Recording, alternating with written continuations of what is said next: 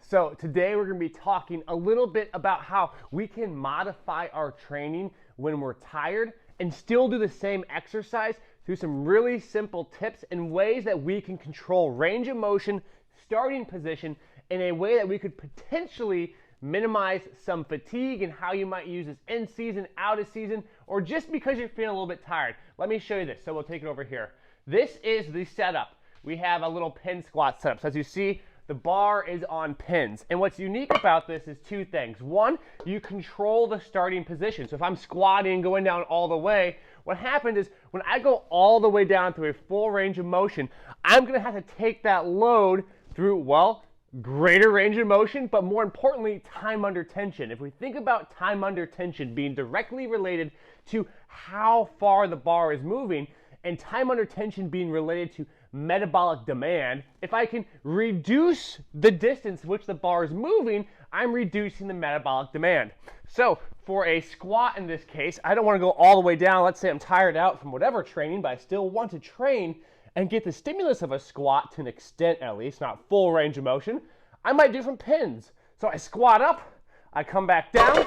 That range of motion is being controlled, right? So I am not going to be on the starting position or the bottom position that I normally would be when I'm doing a full squat. So less range of motion. The second aspect of a pin squat like this, which is unique, is we remove the eccentric portion. Now the eccentric portion is most often associated with the greatest increase in soreness.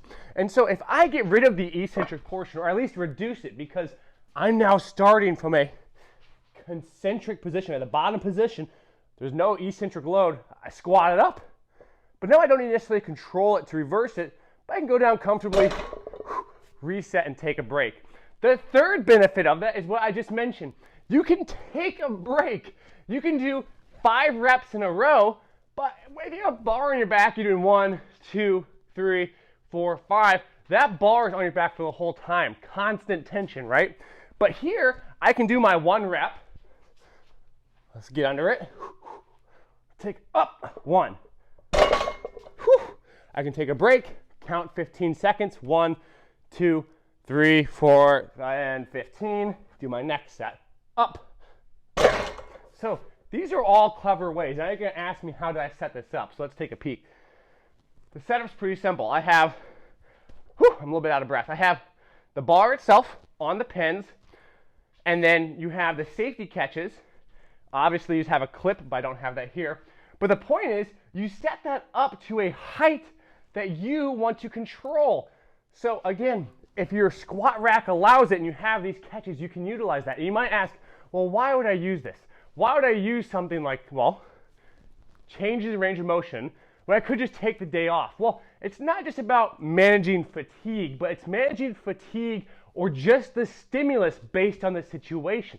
Because you might be in season, you might be doing a heavy loading cycle, and you still want to train, but you want to train in a way that you can change the demands to make it much easier to handle.